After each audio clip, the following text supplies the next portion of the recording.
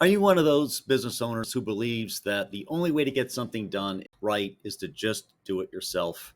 Well, we call this superhero-itis, and it can be a problem for businesses and really get in the way of growth if you don't fix it. So, in our video today, what I'm going to do is share with you three cures to superhero-itis so you can overcome this limiting belief. Now, the problem with superhero-itis is that it results in three really negative things for your business. First, you create poorly motivated teams. They just don't see you valuing them, and so they don't try as hard. And the ones that stick around are the ones you wish leave, and the ones that leave are the ones you wish would have stuck around. Then what you get from that is a loss of productivity, and with it, a loss of profits. And last, it becomes a never ending demand on your time that never goes away, that never lessens. And you end up spending more and more of your time doing $20, $25 an hour work instead of $500 or $1,000 an hour work that is befitting of a business owner. Now, the number one strategy or cure for superhero-itis is your mindset, what you think. And my reply to business owners who say that they can do it better is, so what? Get over it, get over yourself. It doesn't matter.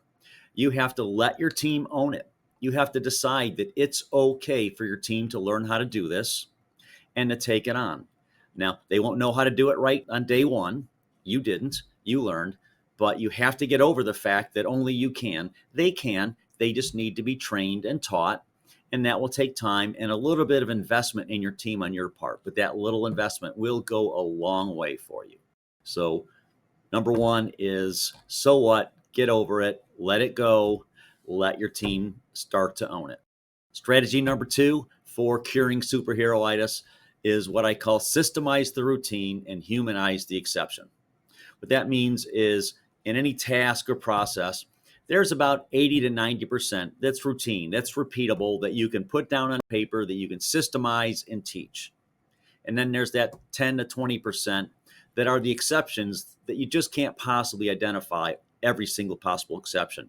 And this is the case where now we teach the team how to think, how to make decisions, how to decide in real time how to handle the exceptions. Step one is teaching them how to recognize the exceptions. Step two is then what to do with the exceptions. So systemizing their team, it's as simple as while you're training them, you have them document the process. You have them write it down in their words, because if you write it down in your words, you'll skip steps because you're the expert at it. You already know how to do it and do it well, so you won't think of everything. They need to put it down in their own voice, in their own words, and then you watch them do it using that, and then you help correct it. And that's how we fill out those systems and processes.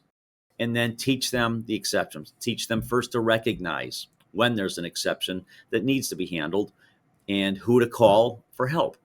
And then whoever works on the exception then trains the people on here's how we deal with this exception. And so you have to systemize the routine, humanize the exceptions so that you can transfer as much of that knowledge first to the process and second to the team. The third step in curing your superhero-itis is train, measure, repeat. So once you've got systems and you've got them documented, now you start training. You identify who you're going to train, whether it's an individual or multiple individuals or a whole team. And you break the training down into steps. If there's 15 steps to the process, you don't try to get them to master all 15 simultaneously. What they'll end up doing is they'll get 50% good at all 15 steps, which will just reinforce your belief that only you can do it instead of them. And that's because you're not teaching and training them the right way. So first, teach them how to do the first 3 steps. Show them the 15 steps, but say, hey, the first thing we're going to do is focus on is mastering these first 3 steps and understanding what result we expect at the end of these first 3 steps. So you do that and you let them know that's what you expect them to learn, and then you let them do it and you measure, you track, you pay attention, you document the results. Are you getting the results? Once you get the good results or you get good enough, it's time to teach them steps 4, 5, and 6 while they master steps 1, 2, and 3. Now it's repeat. So now it's train again. Let them know. So what I'm going to show you how to do next is steps 4, 5, and 6, which is the second part of completing this process, this task, accomplishing this result. Make it all results based. Let them know what they're supposed to learn and when you expect them to learn it by, and help them master it. when we are teaching somebody, we need to make sure they understand what it is they're supposed to learn. They learn better, they learn faster, and they have better recall. So train, measure, repeat. That's the third step to curing superhero-itis. So if you're ready to cure your superhero-itis, which means you'll end up with a highly motivated team that is more productive than ever, meaning more profitable than ever, which frees up your time to focus on the strategic things in your business and to continue building your business so that it works without you and you get to enjoy the benefits of ownership. If you're ready for that, then check the link in the description and schedule a quick call with me where we will identify the number one strategy out of these that you can use in your business to start transferring that ability to do things that only you can do, get rid of the superhero-itis, and get it so that your team builds your business instead of you having to do all the work to build it.